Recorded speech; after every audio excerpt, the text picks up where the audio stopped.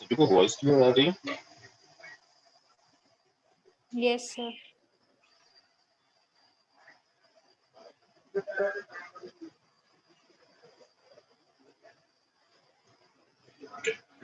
Last class में हमने random variable discuss किया था।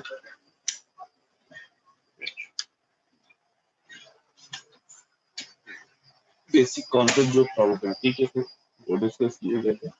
देन रैंडम वेरिएबल क्या है ये डिस्कस किया गया था। एंड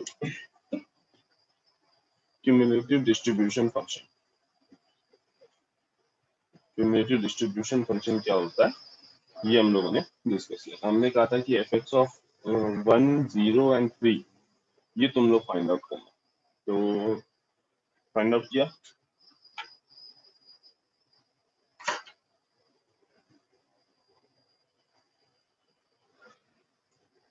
एफ एक्स ऑफ 1 कितना आ रहा है? 1/2।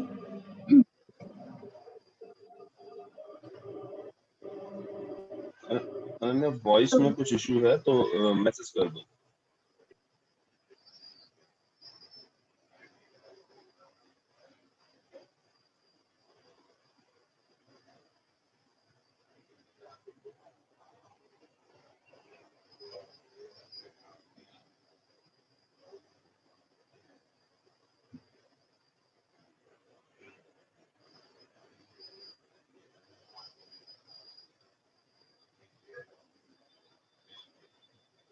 फोर्टी 49 हर्षप्रीत।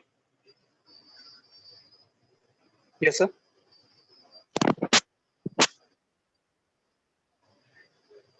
Hello. Hello. हर्ष तुम्हारी आवाज नहीं आ रही है। सर अब आ रही? हेलो सर अब आ रही है आवाज? तो तुम्हारा माइक अनम्यूट है लेकिन फिर भी तुम्हारी आवाज नहीं आ रही है। सर अब आ रही है आवाज?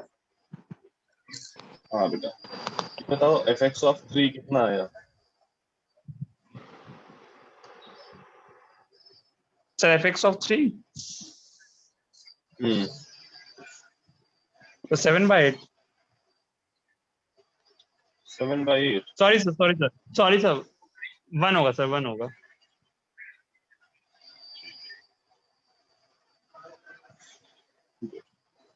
सर, 1 होगा। हाँ ठीक है।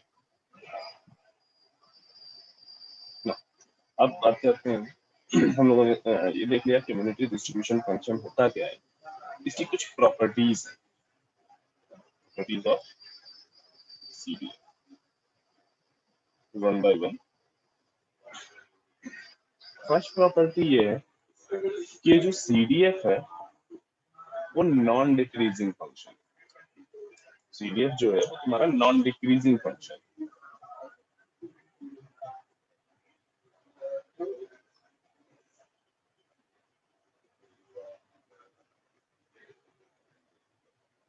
दैट मींस अगर x1 ग्रेटर देन है x2 से तो एफ एक्स ऑफ x1 कैसा होगा? लेस देन होगा या ग्रेटर देन होगा? नॉन डिक्रीजिंग फंक्शन है तुम्हारा, ग्रेटर देन होगा। एग्जैक्टली। देखो जब एफ एक्स ऑफ 0 था तो 1/8 था।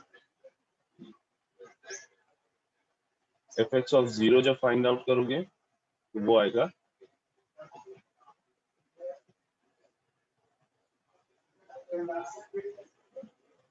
1/8। एफ एक्स ऑफ 1 जब तुमने फाइंड आउट किया होगा तो वो आया होगा 1/2। एफ एक्स ऑफ 2 7/8 और एफ एक्स ऑफ 3 जो था वो तुम्हारा 1 आया। तो क्लियरली यहाँ से दिख रहा है कि देखो जैसे जैसे x की वैल्यू इंक्रीज हो रही है 0, 1, 2, 3 वैसे वैसे तुम्हारा जो CDF की वैल्यू है वो भी तुम्हारी ग्रेटर हो रही है, इंक्रीज हो रही है। तो तुम्हारा जो CDF है वो हमेशा इंक्रीजिंग रहता है, यानी x1 अगर ग्रेटर देन x2 है तो f(x) of x1 greater than होगा fx ऑफ x2। अगर x1 तुम्हारा x2 से बड़ा है तो fx ऑफ x1 x2 से ग्रेटर। सेकेंड थिंग, देखो हमें ये पता है कि जो CDF है इसकी डेफिनेशन कहीं ना कहीं प्रोबेबिलिटी से रिलेट करती है। ठीक है, एग्जैक्टली एक टाइप ऑफ प्रोबेबिलिटी ही है जो ये डिफाइन करता है। ठीक है, probability of random variable x less than और इक्वल टू x, यही तो डेफिनेशन है CDF की। दैट मींस जिस तरीके से हमें पता है कि प्रोबेबिलिटी 0 और 1 के ही इन बिटवीन होती है, उसी तरह से CDF की वैल्यू भी हमेशा इन बिटवीन होगी 1 और 0। जैसे तुम्हारी प्रोबेबिलिटी 0 और 1 के बीच में होती है, उसी तरह से CDF भी 0 और 1 के बीच में होगी। Third point, fx of infinity is equal to 1 होगा हमेशा। और यहाँ इंफिनिटी का मतलब क्या है? देखो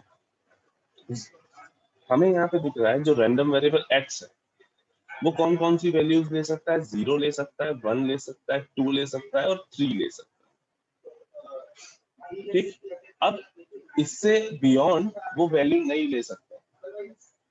ठीक, तो fx ऑफ 4 जो होगी,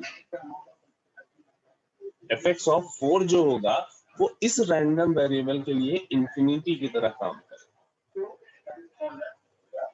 ठीक, दैट मीन्स ये बेसिकली क्या कह रहा है, ये बेसिकली क्या बता रहा है कि हाँ हमने एक रूल पढ़ा था कि प्रोबेबिलिटीज का जो सम होता है, ठीक है, मतलब अगर पूरे इवेंट की टोटल प्रोबेबिलिटी अगर हम फाइंड आउट करें, सारे कॉम्बिनेशन सारे आउटकम अगर हम कंसीडर कर लें, तो जो सम आता है वो इक्वल टू 1 रहता है। ठीक, तो fx ऑफ इंफिनिटी का मतलब यही है।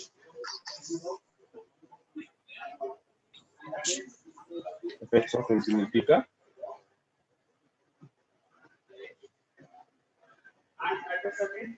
मीनिंग है, इसका मतलब क्या हुआ? Probability of random variable x should be less than or equal to infinity। ठीक, मतलब क्या है? अब जब x रैंडम वेरिएबल x की वैल्यू लेस देन और इक्वल टू इंफिनिटी है, दैट मींस 0 से लेके इनफाइनाइट तक उसने सारे जितने भी पॉइंट थे, x की जितनी भी वैल्यूज होती थी उसने सब कंसीडर कर लिए। और जब उसने टोटल सारे पॉइंट कंसीडर कर लिए तो इसकी वैल्यू इक्वल टू 1 हमेशा।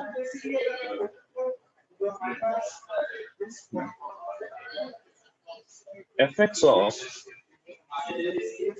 माइनस इंफिनिटी हमेशा 0 होगा। fx ऑफ माइनस इंफिनिटी हमेशा 0 होगा। अपने इस एग्जांपल में 0 के बिलो जितनी भी वैल्यूज एग्जिस्ट कर रही हैं स्मॉल x की, वो सारी इस एग्जांपल में fx ऑफ माइनस इंफिनिटी की तरह एग्जिस्ट कर रही है। मीनिंग जैसे हमें पता है कि जो भी अनसर्टेन, ठीक है, ऐसे इवेंट जो कभी अकर ही ना कर सके, उन इवेंट्स की प्रोबेबिलिटी हमेशा 0 होती है। तो ये प्रॉपर्टी बेसिकली यही बताती है, probability of x less then minus infinity. अब माइनस इंफिनिटी से लेस देन कहाँ जाओगे? वो हमेशा 0 होगी, क्योंकि ऐसा x की वैल्यूज है, वो x की वैल्यूज जहां पे वो इवेंट अकर ही नहीं कर सकता, वो रैंडम वेरिएबल कभी पहुंच ही नहीं सकता।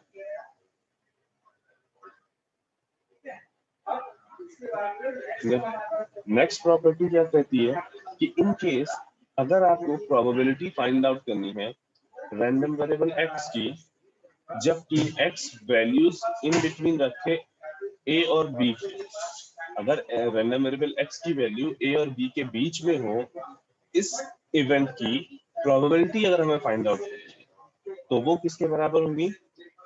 fx of b minus fx of a, fx of b minus fx of a। अब देखो fx ऑफ b जो होगा तो क्या देगा? Probability of x less then b। और ये क्या देगा? fx ऑफ a क्या देगा? Probability of x less than A, ठीक।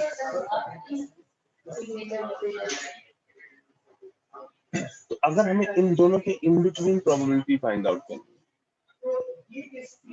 ठीक, तो लेस देन बी से, x लेस देन बी से अगर हम x less than a subtract कर दें, हाँ यहाँ पे कंडीशन है b ग्रेटर देन a, तो हमें जो प्रोबेबिलिटीज मिलेंगी वो कहाँ से मिलेंगी, a और b के बीच। हमें जो प्रोबेबिलिटीज मिलेंगी वो a और b के बीच की मिलेंगी। सिक्स प्रॉपर्टी क्या कहती है कि अगर हमें probability of x greater than a find out करना है, तो वो इक्वल टू हो जाएगा 1 minus probability of x less than और equal to a, that is 1 minus fx of. ये डेफिनेशन हम लोग ऑलरेडी पढ़ चुके हैं, जो हम लोगों ने कल पढ़ा था, उसमें ऑलरेडी इस चीज को पढ़ चुके हैं। एक क्वेश्चन करते हैं।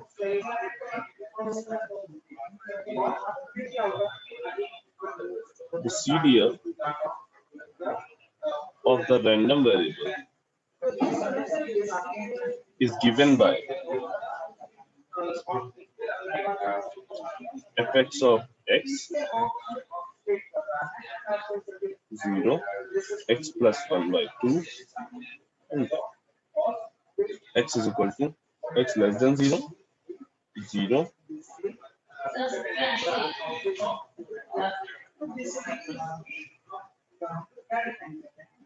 तो फर्स्ट हमें फाइंड आउट करना है कंप्यूट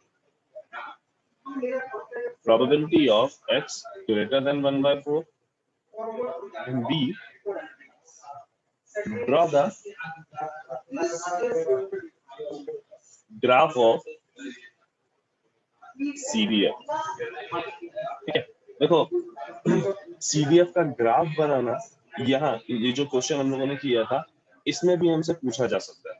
तो लेट्स सी, पहले हम लोग इसका जरा ग्राफ देख लेते हैं, देन नेक्स्ट पे प्रोसीड करते हैं। ठीक है, CDF का जब तुम ग्राफ बनाओगे तो वो ग्राफ बेसिकली बनेगा रैंडम वेरिएबल x और CDF के बीच में। ठीक, अब रैंडम वेरिएबल कौन कौन सी वैल्यूज दे सकता है, 0, 1, 2 और 3। at fx is equal to 0, at fx is equal to 0, इसकी वैल्यू कितनी थी, 1/8।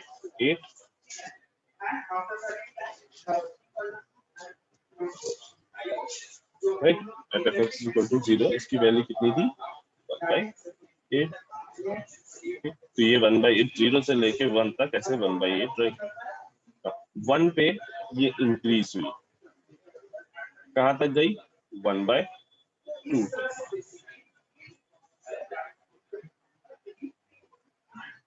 Again x is equal to 2 पे ये वैल्यू कहां चली गई, 7/8।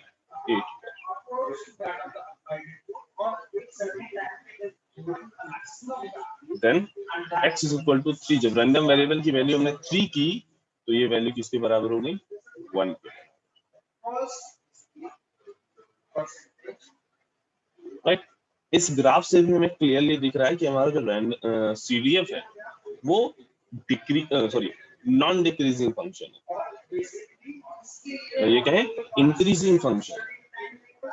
ठीक है, देखो हम यहाँ पे नॉन डिक्रीजिंग कहते हैं, इंक्रीजिंग नहीं कहते हैं। क्यों, क्योंकि may be possible random variable की दो वैल्यूज पे, मीनिंग 1 और 2 पे, ठीक, कभी कभी ऐसा होता है उसकी वैल्यू सेम रहती है। ठीक है, ऐसा जरूरी नहीं होता कि रैंडम वेरिएबल की हर वैल्यू पे तुम्हारा जो CDF है वो इंक्रीज ही कर रहा हो, वो डिक्रीज नहीं करेगा ये श्योरिटी है, लेकिन वो इंक्रीज ही कर रहा हो ऐसी श्योरिटी नहीं है। दैट इज वाई इसको हम नॉन डिक्रीजिंग फंक्शन बोलते हैं।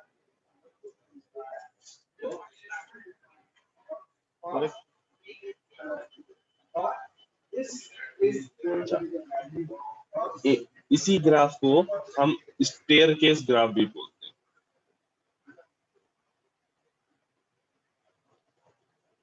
इस ग्राफ को हम स्टेयरकेस ग्राफ भी बोलते हैं। अब ये हमारे पास एफ ऑफ एक्स दिया हुआ है, हमें फाइंड आउट करना है probability of x greater than और इक्वल टू 1/4। तो इस टाइप का अगर क्वेश्चन तुमको मिलता है, हमें क्या फाइंड आउट करना है, probability of x greater than 1/4। हमारे पास जो डेफिनेशन है वो एफ एक्स ऑफ एक्स की है, और एफ एक्स ऑफ एक्स जो होता है वो क्या होता है, probability of x less than or equal to small x, meaning less than और इक्वल टू का हमारे पास डेफिनेशन है, हमें फाइंड आउट करना है ग्रेटर देन। ठीक, तो ये x ग्रेटर देन 1/4 जो है वो किसके बराबर हो जाएगा, 1 minus probability of x less than और इक्वल टू 1/4, या हम इसको क्या लिख सकते हैं, 1 माइनस, ये टर्म क्या है, ये कुछ और नहीं, CDF की वैल्यू है at x is equal to 1/4, at small x is equal to 1/4, ये क्या है, एफ एक्स ऑफ 1/4, करेक्ट। अब ये जो डेफिनेशन दी थी एफ एक्स ऑफ एक्स की, उस पर ध्यान दो, तो वो x इज इक्वल टू 1/4 पे फाइंड आउट करना है, वो कहाँ लाई करेगा, 0 और 1/2 पे, यानी अगर x प्लस 1/2 ये जो इक्वेशन है, इसमें हम x इज इक्वल टू 1/4 रख दें, तो हमें एफ एक्स ऑफ 1/4 की वैल्यू मिल जाएगी। ठीक, यानी एफ एक्स ऑफ 1/4 की वैल्यू क्या हो जाएगी, 1 माइनस 1/4 प्लस 1/2। हमने क्या सिंपली यहाँ पे x is equal to 1/4 put किया,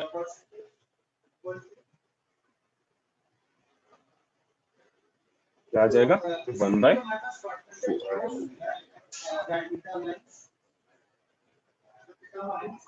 यहाँ तक में किसी को कोई doubt?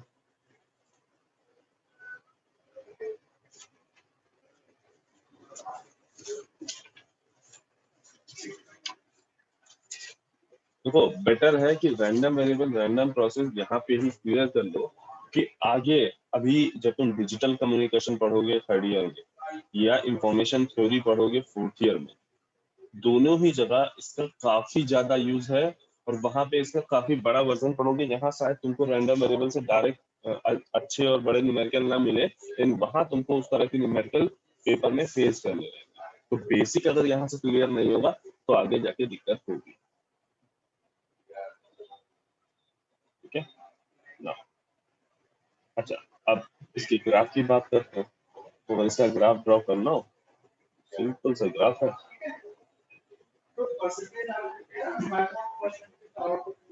Random variable x f x of at 0 0 1/2 और 1, या 1/2 से ग्रेटर देन कोई भी वैल्यू। एट 0 इसकी वैल्यू 0 है, ठीक, और exactly at x is equal to 0, x less than पे ये 0 है, but exactly at x is equal to 0 पे इसकी वैल्यू क्या आएगी, 1/2।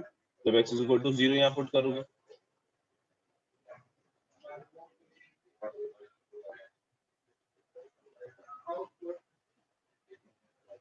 और ये क्या है, एक लाइन की इक्वेशन है जिसमें स्लोप कितना है, 1, y is equal to mx plus c, ये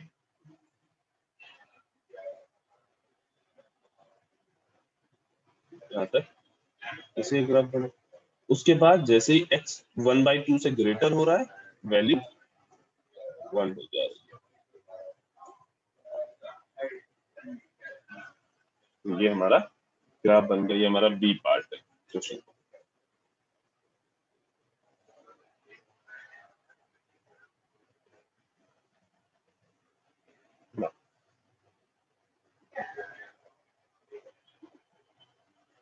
नेक्स्ट पैरामीटर जो हम रैंडम वेरिएबल की स्टडी करने के लिए यूज करते हैं, उसको हम बोलते हैं प्रोबेबिलिटी डेंसिटी फंक्शन।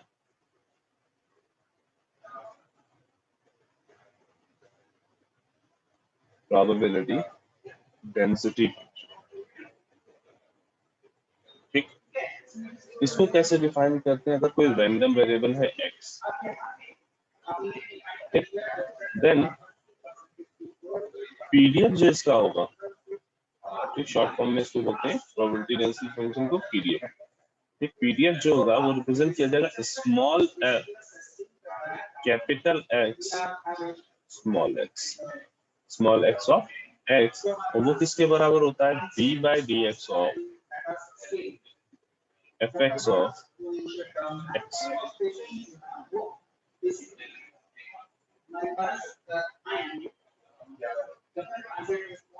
ठीक, और अगर कोई रैंडम वेरिएबल इस डेफिनेशन को फॉलो कर रहा है, अगर कोई रैंडम वेरिएबल इस डेफिनेशन को फॉलो कर रहा है तो वो random variable continuous random variable कहलाएगा।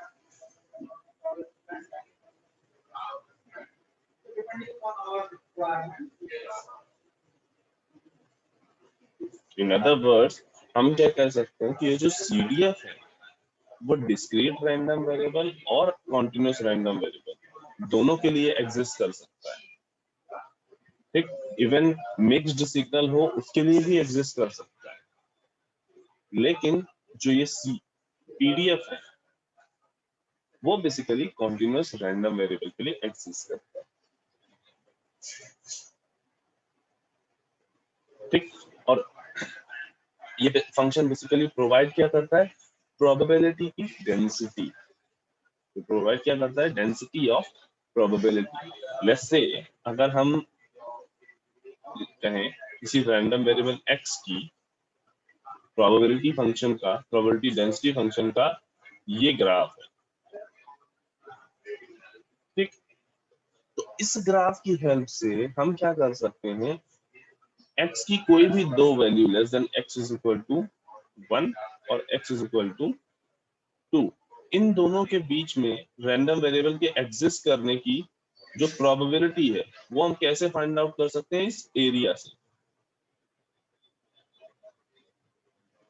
ठीक है, जिसमें चाहे करंट डेंसिटी हो, और कोई भी जब डेंसिटी की हम बात करते हैं तो डेंसिटी का मतलब क्या होता है कि हाँ भाई, अगर उस पर्टिकुलर फंक्शन में एक को एरिया से मल्टीप्लाई कर दिया तो वो क्या करेगी? जिस भी चीज की वो डेंसिटी है वो उस क्वांटिटी को हमें प्रोवाइड करती है। अगर हमने टोटल एरिया ले लिया तो वो टोटल प्रोबेबिलिटी प्रोवाइड करेगी। ठीक, अगर हमने कोई पर्टिकुलर एरिया लिया तो वो उस पर्टिकुलर पॉइंट्स के बीच में रैंडम वेरिएबल के एग्जिस्ट करने की प्रोबेबिलिटी प्रोवाइड करेगी। ठीक, अब इसकी भी कुछ अपनी प्रॉपर्टीज है। पहली प्रॉपर्टी क्या कहती है कि fx of x greater then और इक्वल टू 0 रहेगा हमेशा। मीनिंग ये क्या है? Non negative function. क्या है? Non negative function. फर्स्ट क्या कह रही है? ये नॉन नेगेटिव फंक्शन, ये फंक्शन हमेशा पॉजिटिव आए।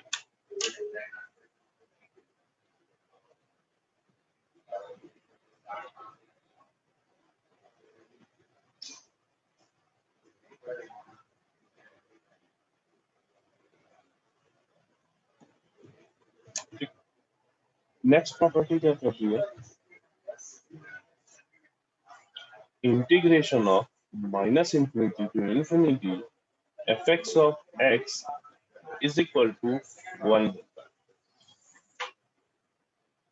अब समझो, ये है प्रोबेबिलिटी डेंसिटी फंक्शन, ठीक, और हम कर रहे हैं उसका इंटीग्रेशन।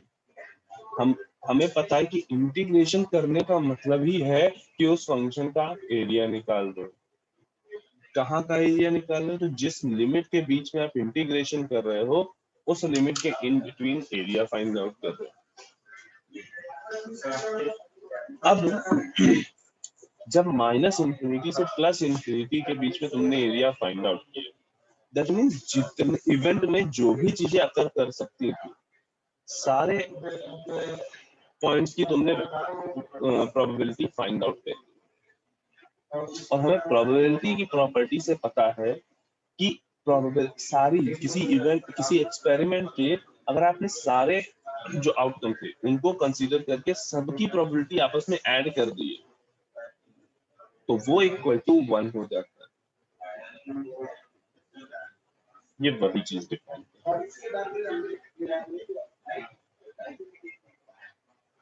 थर्ड प्रॉपर्टी क्या कहती है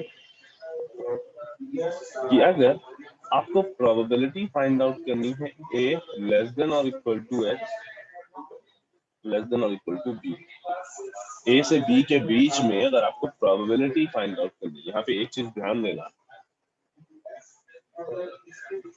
कि दोनों की प्रॉपर्टीज में जो CDF था और जो PDF था उसकी प्रॉपर्टी में थोड़ा सा चेंज था।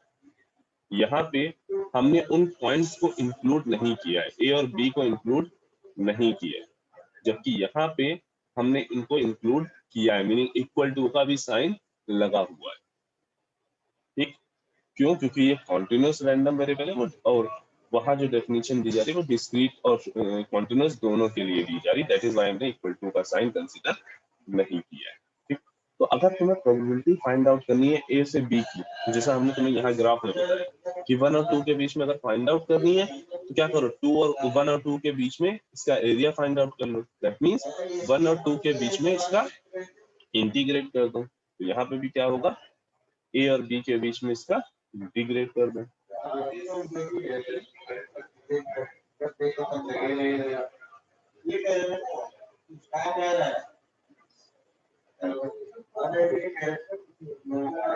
ठीक, अब ध्यान से समझो कि इसका मीनिंग क्या है।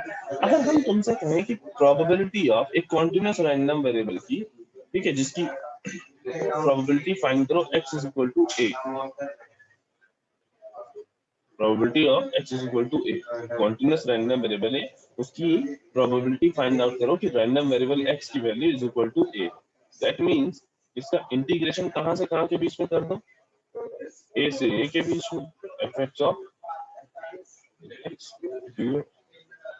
अब ये बताओ, किसी भी ग्राफ का अगर तुम एरिया फाइंड आउट करते हो किसी पर्टिकुलर पॉइंट, किसी ग्राफ का एरिया फाइंड आउट कर रहे हो किसी पर्टिकुलर पॉइंट पे, वो एरिया कितना होगा, 0। तो मीनिंग जब भी अगर तुम्हें कॉन्टिन्यूस रैंडम वेरिएबल का PDF दिया हुआ है और PDF से तुमसे पूछ रहा है किसी पर्टिकुलर पॉइंट पे फाइंड आउट करने की प्रोबेबिलिटी, तो वो हमेशा इक्वल टू 0 होगी, वो हमेशा इक्वल टू 0। नेक्स्ट, अगर हमें प्रोबेबिलिटी फाइंड आउट करनी है कि x लेस देन और इक्वल टू a रहे, तो देखो इस वाली प्रॉपर्टी से ही देखो, अब क्या कर, अभी तक क्या था, A और B के बीच में है, अब कह रहा है A से लेस देन, तो A से लेस देन यानी लास्ट पॉइंट क्या हुआ, माइनस इन्फिनिटी, यानी ये कह रहा है, ये क्या बोल रहा है, माइनस इन्फिनिटी और A के बीच में प्रोबेबिलिटी फाइंड आउट करो, दैट मींस हमें इंटीग्रेशन किसके बीच में करना है, माइनस इन्फिनिटी से A के बीच में। देखो हमें याद ये रखना है PDF के केस में कि भाई PDF से अगर हमें प्रोबेबिलिटी फाइंड आउट करनी है तो उसका इंटीग्रेशन करना होगा। ठीक, हमें हर बार बस ये देखना होगा कि इंटीग्रेशन की जो लिमिट्स है वो कहां से कहां तक लगाएंगे, वो हम कैसे डिसाइड करेंगे कि भाई कौन सी प्रोबेबिलिटी पूछी जाए। तो यहाँ पे क्या हो जाएगा, माइनस इन्फिनिटी से लेके a तक fx ऑफ x,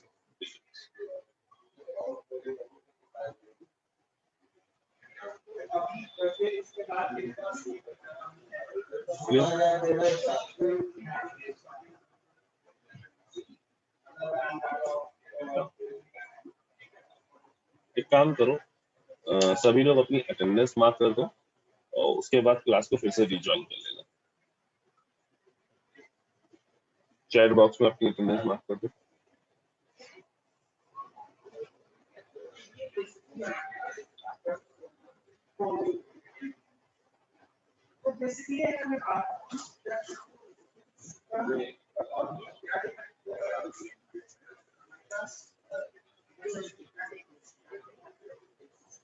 और जो लोग अटेंडेंस मार्क करते जा रहे हैं क्लास लीव कर लेंगे, थोड़ी देर फिर से रिज्वाइन कर लेंगे, 1 से 1.5 मिनट बाद रिज्वाइन कर लेंगे।